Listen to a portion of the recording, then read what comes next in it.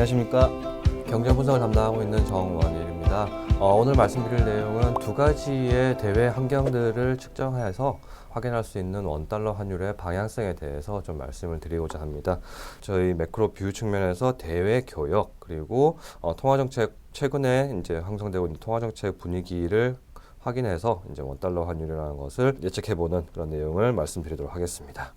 두 가지 내용입니다. 일단 수출 관련해가지고 수출 의존도가 한국은 굉장히 중국과 연계이 굉장히 많이 되어 있는데 이런 부분들이 지금 현재 어떤 변화 방향성을 가지고 있는지를 좀 살펴볼 필요가 있을 것 같고 잘 아시다시피 수출이 계속 최근에 빠른 속도로 부진한 모습들을 보여주고 있습니다. 그만큼 조금 빠른 속도로 회복도 가져올 수 있지 않을까라는 그런 생각까지 할 수 있을 것 같고요. 글로벌리한 통화정책 관련해서는 이제 일본에서의 통화정책이 굉장히 빠른 속도로 좀 전환이 많이 되고 있는 그런 상황이라고 볼 수가 있을 것 같습니다. 그래서 일본의 정책 방향성에 대해서 좀 간단하게 좀 언급하도록 하고요. 그리고 이러한 통화정책과 수출 관련된 환경들을 감안해서 분위기가 최근에 좀 반전되고 있는 원달러 환율의 방향성 좀 언급해드리도록 하겠습니다. 자, 그래프를 보면서 말씀드리겠습니다. 최근에 10여 년간 한국의 수출 금액은 수출 금액 감소했던 시기하고 중국의 경제 환경이 부진했던 국면이 거의 일치하는 모습을 보여주고 있습니다. 잘 아시다시피 일단 2014년부터 2016년까지 중국의 경제 성장률이 좀 그 둔화되었었던 그런 국면이었죠. 2015년 당시에 굉장히 좀 안 좋았었던 모습들이 이어졌었는데 마찬가지로 그런 상황들이 발생했을 때마다 월 평균 수출액 그 측면에서 좀 빠른 속도로 수출 금액이 감소를 했고요. 그리고 수출 증가율도 마찬가지로 좀 그 둔화세가 빨라지는 그런 모습들이 확인이 되고 있었습니다.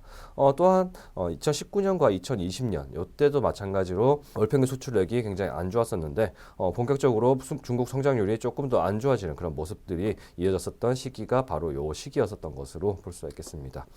2022년 올해죠. 올해의 수출 기준으로 봤을 때 작년보다 좀 둔화된 것도 사실이고요. 그리고 이러한 이유는 결국 중국의 봉쇄 정책이 강화되면서 한국이 중국으로 수출할 수 있는 그런 여지가 좀 많이 줄어들었었던 그런 것으로 볼 수가 있을 것 같습니다. 아주 큰 그림으로 봤을 때 이런 특징들이 발견이 되고 있고요.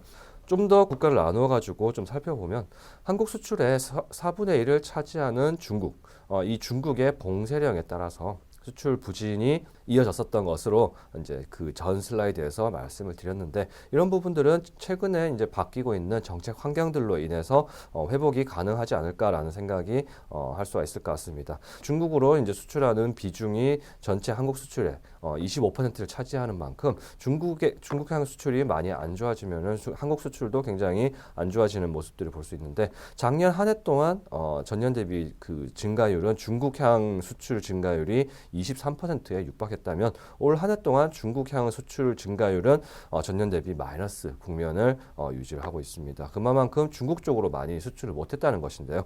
그런 부분들이 결국 앞서 말씀드렸던 코로나19 봉쇄령에 따라서 공장이 셧다운되고 여전히 공장이 잘 돌아가지 않고 일상생활에 회복에 제약이 많은 중국의 환경을 좀 반영하고 있는 것이 아닐까라고 생각할 수가 있을 것 같습니다.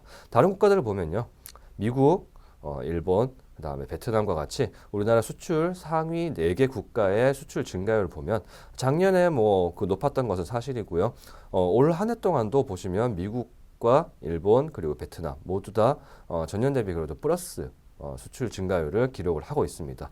그만큼 중국이 많이 이제 비중이 높은데 중국향 수출이 많이 줄어들었다는 것은 이런 그 정책적인 환경에 의해서 아직도 코로나19의 영향력에서 벗어나지 못했던 그런 중국의 상황들이 반영된 것이 아닐까라고 생각이 들고요.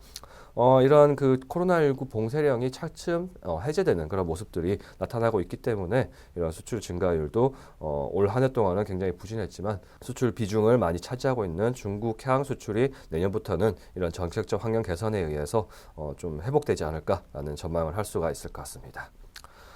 정책입니다. 통화 정책입니다. 통화 정책 같은 경우에는 일본의 최근의 통화 정책이 좀 강경하게 돌아섰던 그런 모습을 볼 수 있습니다. 일드 커브 컨트롤을 통해서 그 국채 금리의 변동 폭이 굉장히 좁게 형성되기 위한 그런 정책들을 많이 폈었는데요. 이게 좀 그 범위를 국채 금리 변동 범위를 기존 플러스 마이너스 0.25%에서 플러스 마이너스 0.50%로 좀 확대를 시켰습니다. 그 결과 일본의 시장 금리가 좀 빠른 속도로 상승을 하기 시작했고요.